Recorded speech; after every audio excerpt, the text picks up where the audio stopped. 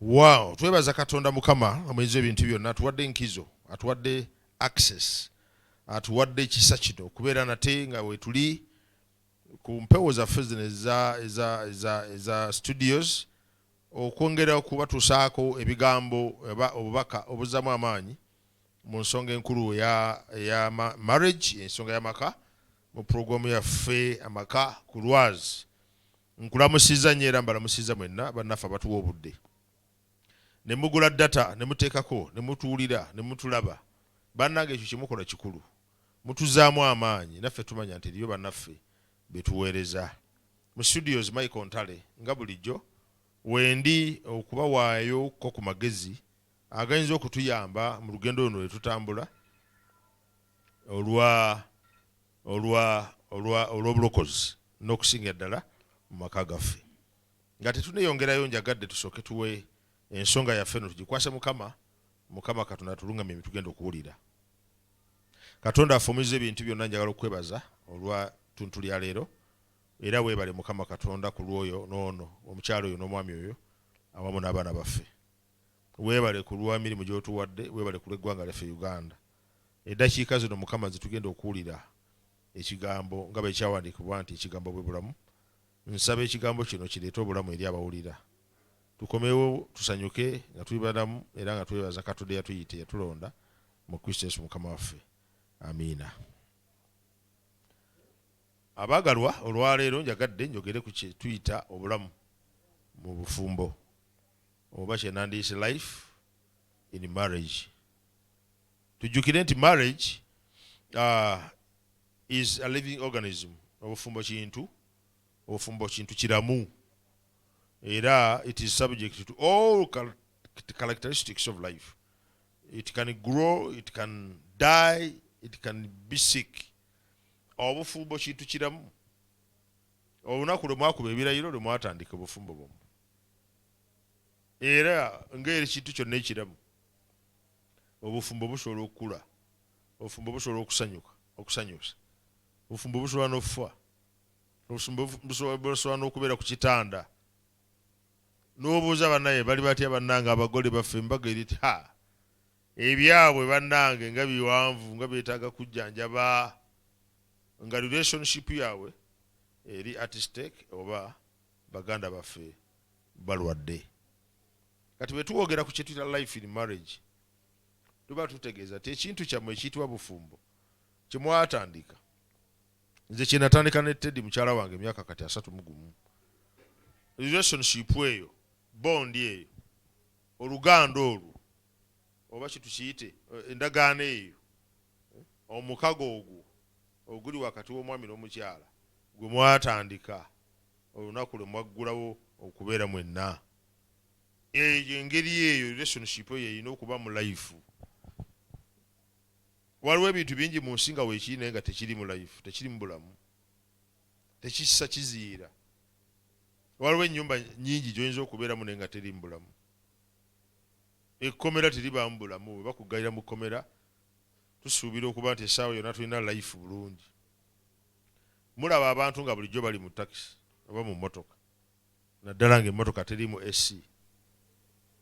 Ne baggalawo amadirisa paka omu lwagamba ne mugulewokko kubanga tuli munda mu mmotoka ne tuziira. Kisoboka mwami n'omukyala okubeera awamu mu bulamu bw'obufumbo. Naye amazima ga Katonda nga muziira, nga temulina ssanyu, nga temulina joy in marriage, nga temuli life. Kuba ekintu kyonna bwe kiba ab'obulamu okiraba nga kyeyagala. Kakibeere muti, kakibeere kyejjanjaalo nga bakisimbye, nga weekiri walungi kifunye amazzi, enkuba etonnya kifunye amazzi, weekiri wagimu, okiraba nga kirimu life era ekikola kizannya kiti. Saate bwe wataba mazzi era okiraba nga kiwotose. Tetwagala kwana bufumbo buwotoka, twagala kwana obufumbo nga bulimu obulamu. Era ffe omulimu gwaffe mu programu yaffe n'amaka ku Lwazi kulabika nti bannaffe bwe baafumbirwa bati there is life. Bafumbo bangi abakuba ebirayiro life neekoma ku mbaga. Akaseera ak'oku mbaga mu gawuni oba mu kukyusa ekyambalo n'awubira ku bantu ndu ne zivuga life neekomaawo obulamu essanyu ne likomaawo. Omukyalo omu yaŋŋamba nti nasanyuka ku lunaku lwa mbaga mu maka gano, naye ng'ayogera bw'atyo mange mulamba yali amaze mbufumba emyaka 4, naye yaŋŋamba nti olunaku olw'embaga lwokka lwajjukira mu nnaku zonna z'amaze nebba okusanyuka. Ezaddiira musajja kumufuukira kizibu, musajja tateeseka naye, musajja tawuliriza, musajja tamuwa gaapu kulowooza, tateesa, talina idea gyali tanagikiriza, ateesa na nnyina, ateesa na bantu balala basalawo nga bali mu maka. So mu mbeera efaana bwetyo ng'ennaku zitambula, baaba mulaba bagamba nti ali atyo omwami gyali, mukyala awaka bwali, naye nga life, there is no life in the marriage. Teri bulamu, teri ssanyu, teri kweyagala mu marriage. Kati nno kyetuvudde tujja ne tugamba tuyinza tutya okuleeta life mu bufumbo bwaffe, tuyinza tutya okutuuka ku kigambo gundi kye yatuukako mu Genesis mu lubereberye essula ya 24 ennyiriri 47. Senga tuba tusomye ekyandikwa kino olubereberye essula 24 olunyiriri 47. Ekyandikwa kino kigamba nti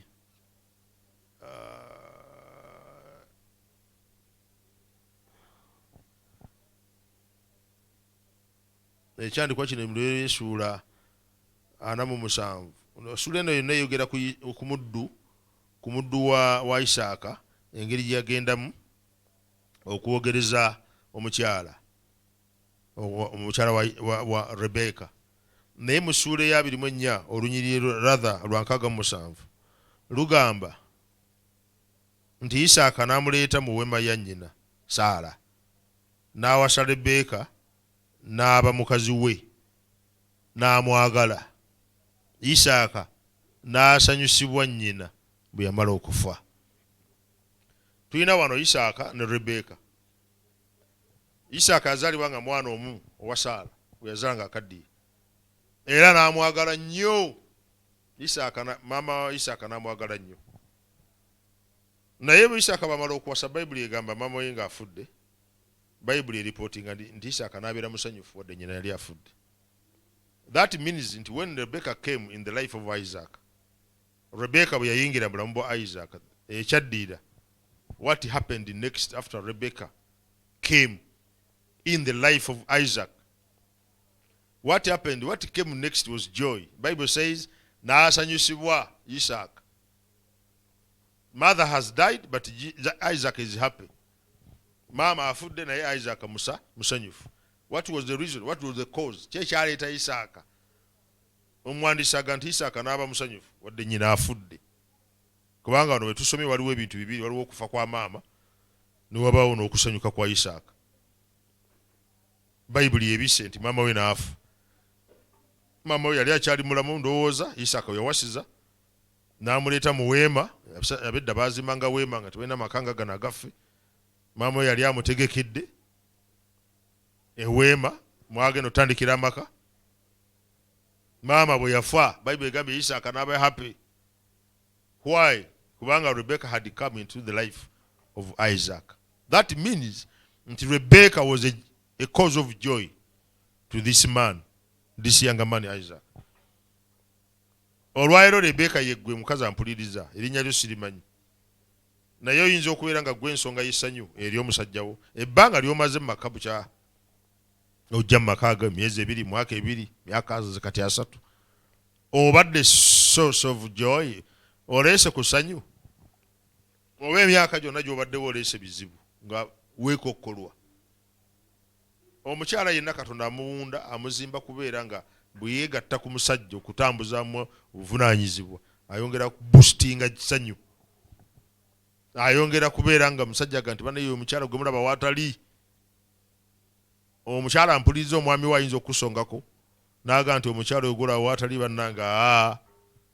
Bannange mwebale munneebaza ne bannaye mwebaze mukyala oyo. Ne tujja wakaawo ne tuwebaza, mwebale kuzimba, mwebale kulabira baana, mwebale kuweerera. Oyinza okuyimirira ku pate oyinza okuyimira ku pate nga muwala oba mutabani we bamutikidde omwami wo nga muli ku pate y'omwana wammwe omwami n'agamba nti bannange munneebaza bannaye empeeredde naye musooke mwebaze maama w'abaana contributing asonze kinene ku mbeera eno gye tulimu ku ssanyu lino lye mulaba ne ku kitiibwa kino. Twebaza Katonda olw'abasajja abeenyumiriza mu bakyala baabwe. Twebaza Katonda abasajja abategeera nti ono bukyajja asonze kinene ku kubeerawo kwaffe.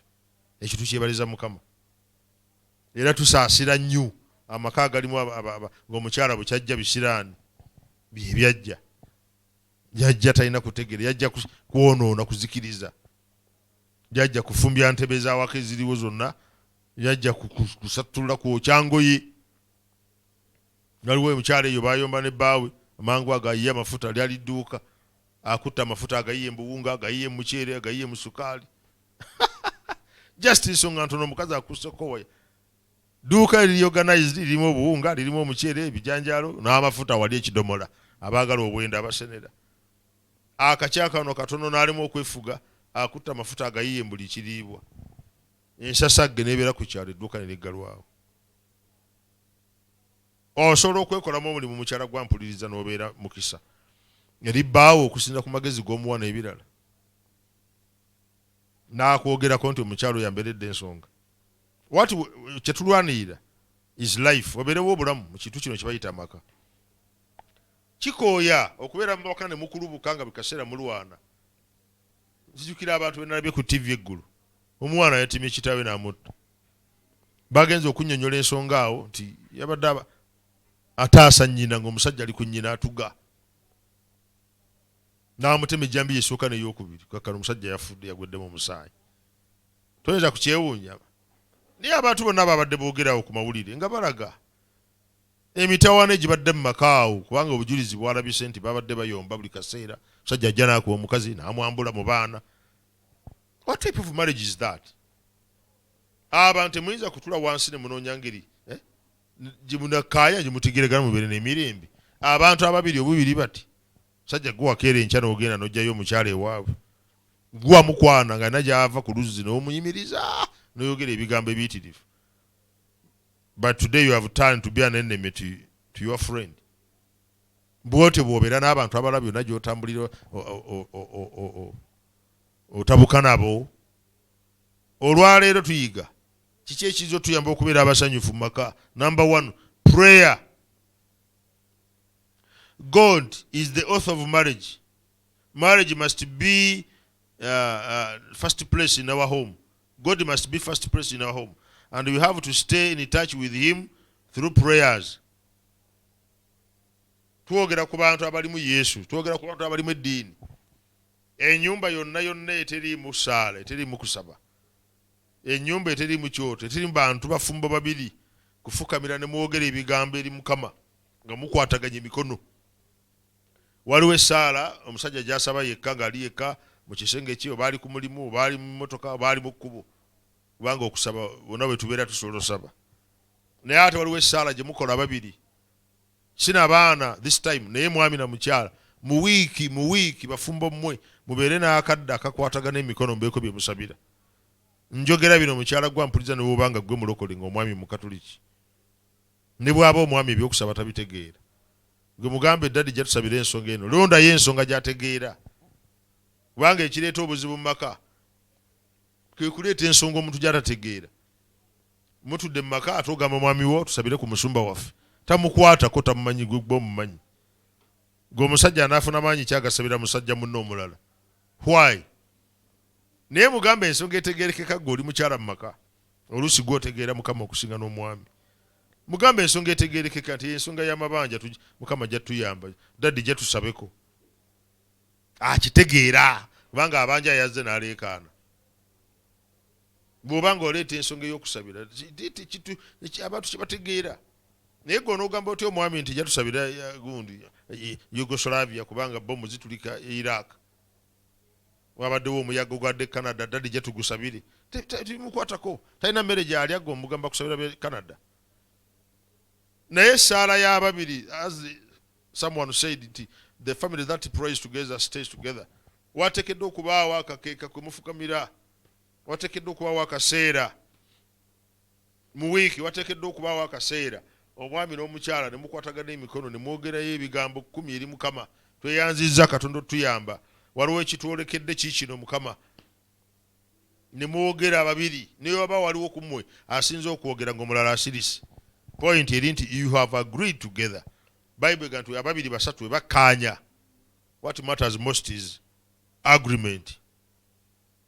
So abafumbo mbabuulire bazibu. Katonda eyatonda obufumbo tetuyinza mujjamu, tetuyinza kujjamu Mukama, tetuyinza muleka bbali, tetuyinza maka gayingizamu kusamira n'olowooza nti ganaayimirira nga tusinza sitaani, tetuyinza maka gatambuza ku serefu nze nga tewaliwo gwe ebizibu byaffe ebirungi byaffe tubyolekeze Katonda.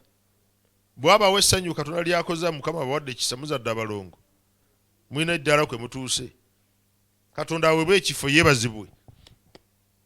Ate nno Mukama ayagala kikumulaga nti alinawo ekifo. Waliwo abantu abamu just ku mikolo kumumeshoninga twebaza Mukama ne gundi waali ze mbadde mbeera ku mikolo.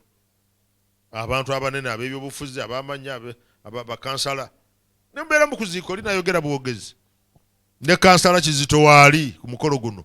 Ekyo kyokka nga kimuleeta okuwulira nga yes tavuddeeyo tayogedde naye nga just a mention of the name, just you have mentioned the name. Naye n'omukulu akulira ebyemizannyo wano mu kitundu kyaffe waali bannange, ekyo kyokka kale buubirako ku bantu awo wayimiridde talina kyayogedde naye erinnya lyo limentionize. Naye abantu bameka mu maka abatuuka ku buwanguzi ne bamentioninga erinnya lya Katonda. Abantu bwe bazaala abalongo ate badduka badda wa sitaani, obwo bweza bwa mukasa. Abantu bansobera bwe bazaala omwana omu nti Mukama yeebale bannange liwoneko mwebale kunsabira mwana omu. Abaana bwe bazaalibwa babiri ti ate kakati nulaba batandise okukuta ate abalongo bajja mwokya kati wamale kwegedde olaba ate okukukuta omukisa. Lwaki abo abaana toyita abooluganda ne muyimira mu ddiiro awo ne musooka mubwatulenga ne mutendeza Katonda bawadde abaana. At least God is mentioned. Olwaleero abantu bangi babeera ku mikolo biseera ebisinga Katonda yasembayo. Program ng'ekoleddwa bulungi nnyo, aboogezi balinga 100 naye ng'olaba temuliimu musajja wa Katonda yenna bw'aweereddwa mukisa kubako kyayogera okuggyako okumuyita okusabira emmere, because God is not respected. Our marriages okubeera mu ssanyu, obufumbo bwaffe okubeera mu ssanyu, mbabuulira muteekeddwa okubeera nga mulimu kye bayita okusaba essaala. Ate bwe njogera essaala sitegeeza bintu bya kwekaliga musibe ennaku 10 muli mu nnyumba omwo temukyalya mmere, ekyo kyentegeeza. Naye ntegeeza okuwa Katonda ekitiibwa nga mummentioninga mu kamwa kammwe. Olwaleero Mukama toba gwe tubadde tetukimala kino. Weebazibwe Mukama atuyisiza myaka gino 3 gye twakamala. Lwaki by'okujaganya obujaganya birthday temusala keeki omuyinza ebintu byonna nga taweereddwa mukisa gwa kubaako ngeri yonna gy'abeera mentioned. So let us pray together. Funa akaseera badoli bize nnyo omwami n'omukyala mukwatagana emikono bamulage any sign of agreement. Mwogereyo ku bintu 10 mwogereyo ekimu mukiweeri Mukama. Ne Mukama alaba nti is given, is recognized. Alaba Mukama n'ayongera okututaasa. So bw'obanga osubira your marriage okubeera mu life tutandise na Mukama. There must be prayer. Katonda is author of marriage and it must be given first place in our home, and you have to stay in touch with him through prayers as in Judges 13:8. Mukyabalamuzi wano osangawo omusajja ayitibwa Manowa, be bana bazaala gundi ono w'amaanyi omuzira Samusoni. Bano baakoola Katonda nga bagumba, Mukama n'abaddamu era okugenda okukakana nga Mukama azze ayogedde n'omukyala ntujja kuzaala omwana tanywanga omwenge. Bwe bataamatira baddamu ne basaba Katonda.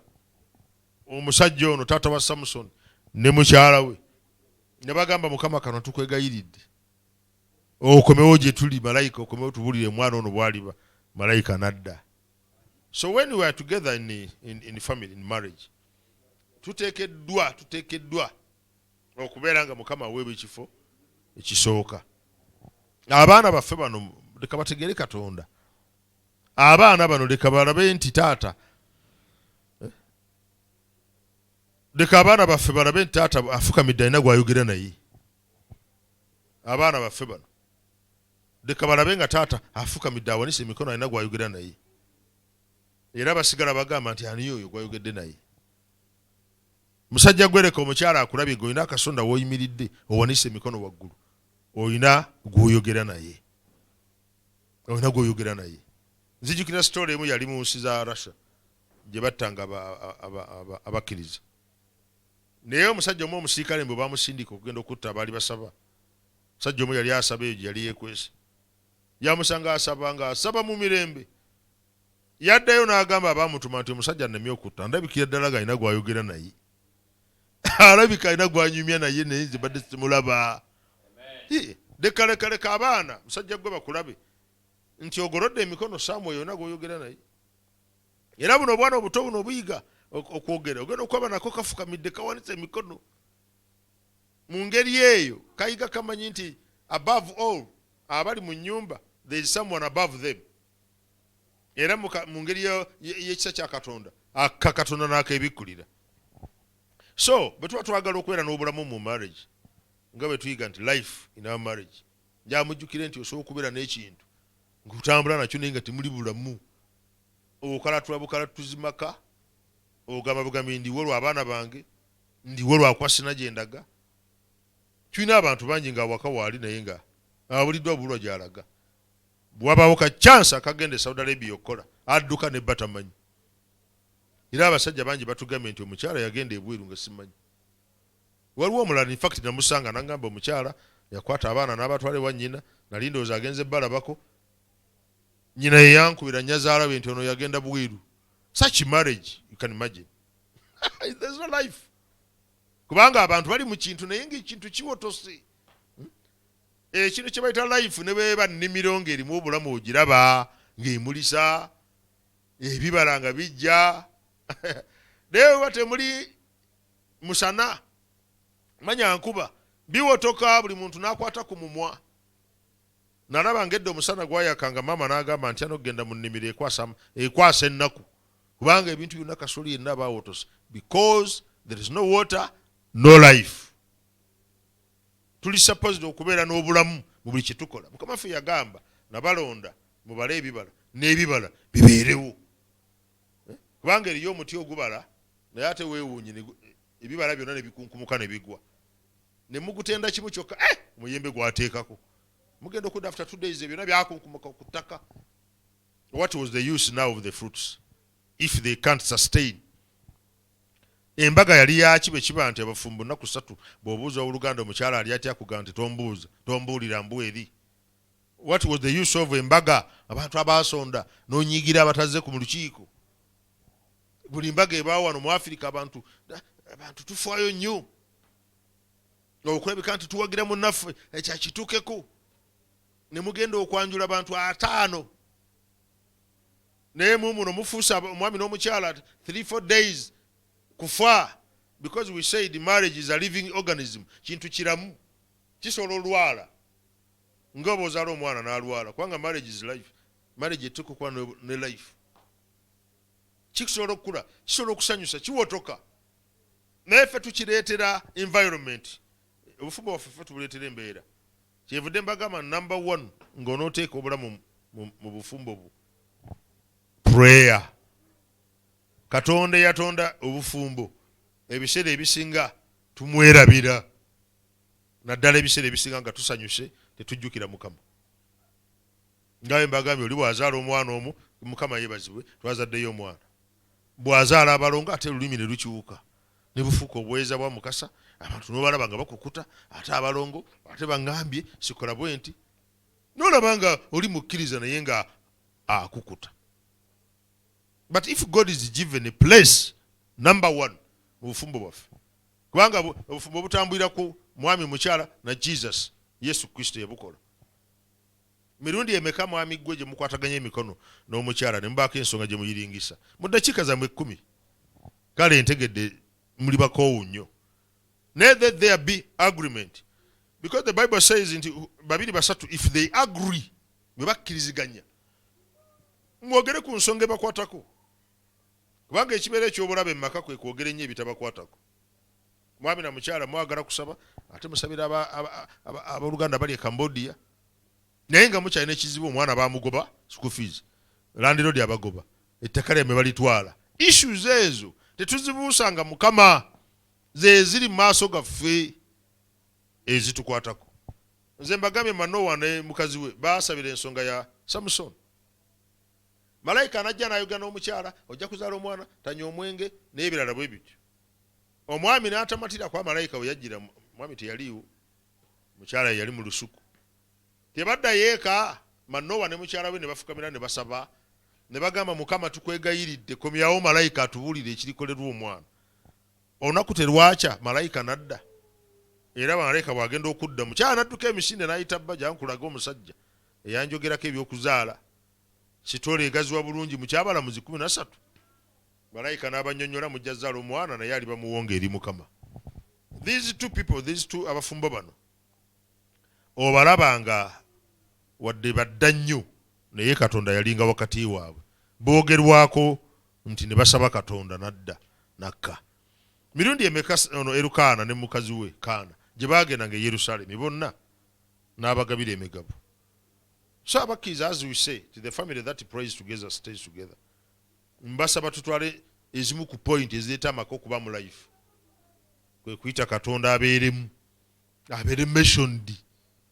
Ng'omuntu wabeera ku mukolo, just somebody. Mention someone. Twebaza Mukama n'omusajja wa Kabaka waali ku mukolo. Omusajja n'awulira nga azimbi just because of mentioning the name. Tavuddeyo na kwogera naye bamwogeddeko, recognized. Lwaki Mukama mu nnyumba yaffe tumwerabira? Bwe tuzimbye amayumba, bwe tubadde mu buzibu. Lwaki tulowoozezza kugenda kuva ku Mukama kusamira? As if nti sitaani asobola okumala ensonga zaffe. Amaka gonna aganaabaamu obulamu galina kutambulira ku Mukama. Bafumbo mmwe omwami n'omukyala muyige okuteeka amaviivi gammwe ku ttaka mu mwanjulira ensonga. Katonda waffe aliwo nga talabika naye nga waali. By faith mwanjulira ensonga zammwe. Lwaki omukyala ono amaze emyaka 3 bukyafumbirwa tazaala? Lwaki asooka okumusabira ye musumba w'egindi? Mbadde ndowooza nti musajja gwe gwe wandisoose okuteeka emikono ku mukyala wo. Kubeera naawe tomanyi oba gw'ozaala oba gwe tozaala. Naye nze ndaba yonna gye tusabira abantu bw'ogenda okuyitayo aba. Kale wabaawo olina ekizibu oba tozaala, mukazi avaayo yekka, omusajja n'asigala emabega. Oluusi omusajja teyasabye. Mukyala yazunga n'anoonya bannabbi. Omusajja alika azifu nti ye eky'omwana tekimukwatako. Nze bwe nsoma Bayibuli eŋŋamba nti Rebeka yalwawo okuzaala, nti naye Isaaka n'amwegayira eri Mukama. Isaaka bba. Isaaka was not a pastor, he was just a husband to Rebeka. Bayibuli egamba yamwegayira eri Mukama era Rebeka n'azaala. Mulova yazaala babiri. Olabanga kwegamba ekigambo kino eky'amaka abasajja bakiyingiramu butereevu okukyanjula eri Mukama ne bakyala baabwe. Ebigambo ebyo mu dakiika zaffe zino bijja kusooka bitumale, naye life in marriage, obufumbo bulina okubamu obulamu. Nga kwegamba omwami awulira yeeyagala olw'omukyala gwe yafuna, n'omukyala agamba nti nga nalyoka n'ekufumbirwa gwe Vincent. Amaka bwe gatabaamu omukyala agamba nalyoka n'ekufumbirwa, n'omusajja agamba nti neebaza Katonda ku lw'olwokuteddi. Tugamba gabeera weegali naye ng'obulamu temuli. Ffe tunoonya bulamu bubeere mu kintu nga kitambula nga kisanyusa. Mbaagaliza olunaku olulungi bafumbo bannange nga tulwana wano na wali n'okusingira ddala lwayo tuyize Mukama okumuteeka first mu nsonga zaffe za marriage. Ojja kulaba nga n'ebintu ebigumu bingi ebibadde bigaanyi bibadde birinda ekyo. Mukama abadde abalaba nga bwe muba n'ebizibu musooka kulowooza birala, musooka kulowooza baaba mwali e London. Naye olwaleero Mukama tukomewo, bwe tuba twagwa tukomewo tuweke Mukama mu number 1. Tusooke tumulage mu ddiiro wano nti tetuyinza kwebaka Mukama nga tetwogeddeko naawe. Ekyo mukikuli n'abaana bammwe nga balaba, muwonike emikono eri oyo atalabika. Onoolaba Mukama tatandise kukyusa bintu. Bannaye Mukama abeere nammwe, tujja kuddamu olulala.